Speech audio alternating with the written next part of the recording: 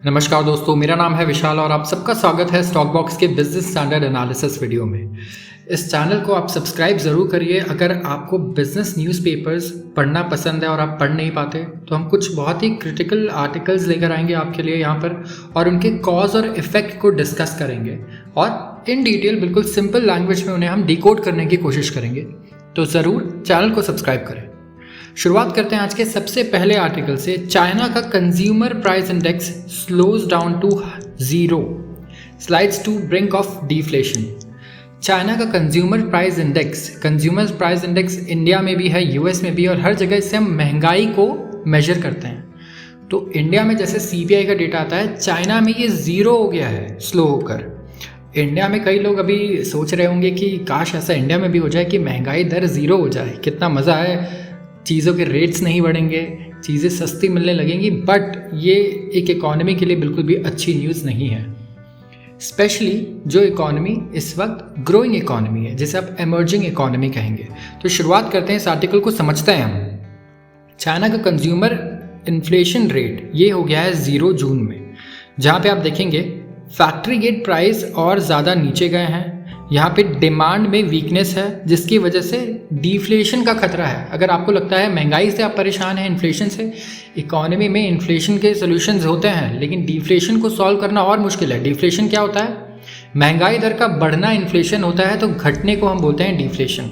तो जैसे ही 0 से नीचे जाएगा ये महंगाई दर, इसका मतलब ये डिफ्लेशन में आ गया। तो डिफ्लेशनरी इकोनॉमी और ज़्यादा खतरनाक होती है, और इसका कंसर्न इतना ज़्यादा इसलिए है क्योंकि यहाँ पर जो रीज़न है डिफ्लेशन का, रीज़न यूजुअली यही होता है कि डिमांड कम होते जा रही है। चीज़ों की डिमांड किसी इकोनॉमी में कब कम होगी? आप ये सोचिए, जब इस इकोनॉमी में लोग पैसे कम खर्च कर रहे हैं। लोग पैसे कब खर्च करते हैं? जब वो कमाते कम हैं। सबसे पहला रीज़न तो ये है। या फिर वो सेव कर रहे हैं क्योंकि उन्हें आगे लगता है कि उनके आगे इनकम कम होने वाली है, सेविंग ज़्यादा करना शुरू कर देते हैं। तो ये बिल्कुल भी कह सकते हैं कि अच्छा इंडिकेटर नहीं है किसी भी इकोनॉमी के लिए। यहाँ पर सीपीआई पिछले महीने अनचेंज था। अगर आप देखें, जो वहाँ की नेशनल ब्यूरो ऑफ स्टैटिस्टिक्स है, उन्होंने मंडे को कहा कि ये लोअर है, जो एक्सपेक्टेशन थी हमारी 0.2% सीपीआई की, और लेकिन ये जो है 0 के करीब आई है। कोर इन्फ्लेशन, अब कोर इन्फ्लेशन भी एक टर्म है जिसका मतलब होता है कि जो सीपीआई है, जो पूरा इन्फ्लेशन है, इसमें आप फूड और एनर्जी के कॉस्ट को हटा दीजिए। फूड मतलब सारी सब्जियों के दाम, और इसके अलावा एनर्जी मतलब ऑयल, गैस, इलेक्ट्रिसिटी, इसे अगर आप हटा दीजिए तो ये होता है, इसके हटाकर कोर इन्फ्लेशन कम होकर हो गया है 0.4%, 0.6% से। प्रोड्यूसर प्राइस ये नीचे आया है 5.4% पर, as compare to 4.6% drop previous month में। अब देख रहे हैं यहाँ पर जितने भी डेटा आप देखेंगे, जितने भी इंडिकेटर्स हैं, एक्सपेक्टेशन से वो और ज़्यादा कम हो गया है। तो यहाँ पर डिफ्लेशन कंसर्न्स आ उठी है चाइना के इकोनॉमी में।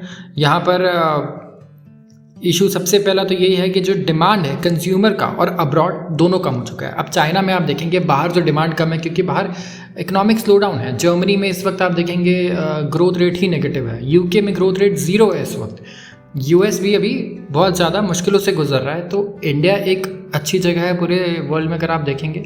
उसके अलावा ईस्टर्न यूरोप में भी अभी वॉर चल रहा है रशिया यूक्रेन का, तो वहाँ भी इकॉनमी कुछ बहुत अच्छा नहीं कर रही। तो ग्लोबल डिमांड तो कम हो ही गया, लेकिन चाइना का जो अपना डिमांड था अपनी इकॉनमी का, वो भी कम हो गया। इसका मतलब आप ये कह सकते हैं कि वहाँ पर जॉब्स की दिक्कत होगी इस वक्त ज़रूर, अगर लोगों ने कंजम्पशन कम कर दिया, लोगों का आउटलुक चेंज हो गया अगर, तो ये एक रीज़न है। आप देखेंगे चाइना एक्सटेंड करने वाला है पॉलिसीज़ की वो सपोर्ट करे। सबसे पहले किसे सपोर्ट करेगा? वो डेवलपर्स को, जो बिल्डर्स हैं, कंस्ट्रक्शन में जो है, construction businesses, real estate sector को वो चाहता है कि सबसे पहले एल करे।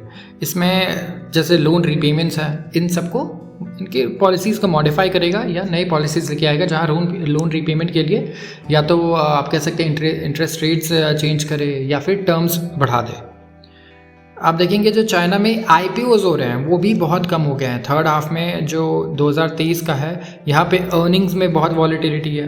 स्लोइंग इकोनॉमी है, रेगुलेटरी स्क्रूटनी तो बहुत ज़्यादा होगी। आपने देखा होगा चाइना ने किस तरीके से अलीबाबा के आईपीओ को भी अभी कितने सारे अड़ंगे लगा दिए थे इसमें, एंड कितने सारे कह सकते हैं कि नई नई स्क्रूटनीज बिठा दी थी अलीबाबा की कंपनीज पर, टेंसेंट पर। तो इस तरीके से वहाँ का माहौल ओवरऑल कुछ भी अच्छा नहीं है। तो ना आईपीओज आ रहे हैं, अर्निंग्स वॉलेटाइल है, इकोनॉमी भी अब डिफ्लेशनरी इकोनॉमी हो रही है वहाँ पे। तो ये बहुत ही बैड न्यूज़ है ओवरऑल चाइना के लिए। आते हैं अगली खबर पर। यह है एक सर्वे और एक रिसर्च रिपोर्ट के बारे में, और इसमें कहा गया है कि इंडिया में भी world's second largest economy by 2075। ये कहा है गोल्डमैन सैक्स ने। अब गोल्डमैन सैक्स एक बहुत ही बड़ा इंस्टीट्यूशन है, अगर आप देखिए ग्लोबली काफ़ी नाम है इनका, और उनका कहना है कि India is poised to become second largest economy, पूरी दुनिया का दूसरा सबसे बड़ा इकोनॉमी बाय 2075। तो कई लोग हैरान हो गए कि दूसरा क्यों बनेंगे हम 2075 पे, and surpassing not only Japan, Germany but also USA number 1 है। अगर हम उसे पीछे छोड़ेंगे तो हम दूसरे नंबर पे कैसे आएंगे, क्योंकि इनका मानना है कि चाइना नंबर 1 पे होगा उस वक्त और सेकंड नंबर पे होगा इंडिया। इस रिपोर्ट ने प्रोजेक्ट किया है कि इंडिया की जीडीपी होगी $52.5 ट्रिलियन बाय 2075, चाइना होगा $57 ट्रिलियन, लेकिन यूएस होगा $51.5 ट्रिलियन की इकोनॉमी।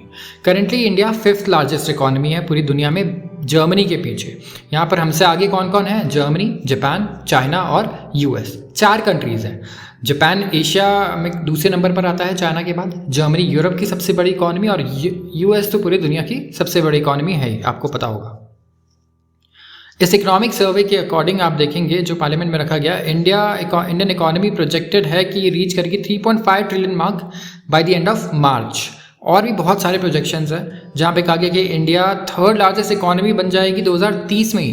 तो तीसरी तो ये 2030 में ही बन जाएगी सबसे बड़ी इकोनॉमी, लेकिन 2075 तक का समय लगेगा दूसरे नंबर पर आने के लिए।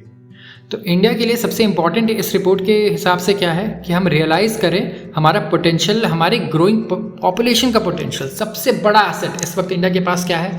दुनिया की सबसे बड़ी वर्किंग क्लास पॉपुलेशन, और ये सबसे बड़ी लाइबिलिटी भी है, क्योंकि अगर आज आपके पास सिपाही हैं 100 करोड़, तो अगर आप उन्हें लड़ना नहीं सिखाएंगे तो वो युद्ध के मैदान में किसी काम के नहीं है। और अगर उन्हें आप लड़ना सिखाएं, हर एक को अच्छी ट्रेनिंग दें, स्किल्स दें, तो वो उतने ही ज़्यादा यूज़फुल है। तो इसी तरीके से इकोनॉमी में, मॉडर्न वर्ल्ड में ये बहुत इंपॉर्टेंट है कि हम उन्हें क्वालिटी स्किल्स दे पाएँ और एजुकेशन दे पाएँ, ताकि वो पार्टिसिपेट करें इकोनॉमी में। तो इंडिया को कोई नहीं रोक सकेगा, शायद 2075 नहीं, उससे पहले भी ये सारे टारगेट्स कंप्लीट करने में। अगले 2 दशकों में कहा गया है कि जो डिपेंडेंसी रेशियो है इंडिया की, ये सबसे कम रहेगी रीजनल इकोनॉमीज़ में, क्योंकि इंडिया का जो पॉपुलेशन है वो आप देखेंगे बेस्ट रेशियो है यहाँ पर। किसका बेस्ट रेशियो है? वर्किंग एज पॉपुलेशन का और नंबर ऑफ चिल्ड्रन और एल्डरली का। तो अगर हमारा 140 करोड़ का पॉपुलेशन है, उसमें वर्किंग एज सबसे ज़्यादा है। और जो डिपेंडेंट्स कौन है? या तो जो बिल्कुल बच्चे हैं जो काम नहीं कर सकते, या तो जो बिल्कुल बूढ़े हैं वो भी काम नहीं कर सकते। तो यहाँ पर हमारे पास जो वर्किंग क्लास में आते हैं वो सबसे ज़्यादा है, और ये कंसर्न्स भी यहाँ पर हो जाएंगे। आप ही देखिए, अभी हम बात करें 2075 की, अगर हम इस समय में इतना ग्रो नहीं कर पाए तो 21 अगली जो कह सकते हैं जो अगली सेंचुरी होगी 2100, वहाँ पर हमारे पास बूढ़े भी 100 करोड़ होंगे, बच्चे भी, बूढ़े और बच्चे मिलाकर हो सकता है वर्किंग पॉपुलेशन बहुत कम हो, जैसे जापान के पास है। आज जापान में ये इशू है कि 100 में से मान लीजिए 60 लोग अगर डिपेंडेंट है, सिर्फ 40 लोग कमाने वाले हैं, तो उन्हें और ज़्यादा मेहनत करनी पड़ती है और उन 60 लोगों की लायबिलिटी भी उठानी पड़ती है ओवरऑल इकोनॉमी में अपने टैक्स के थ्रू और एफर्ट्स के थ्रू।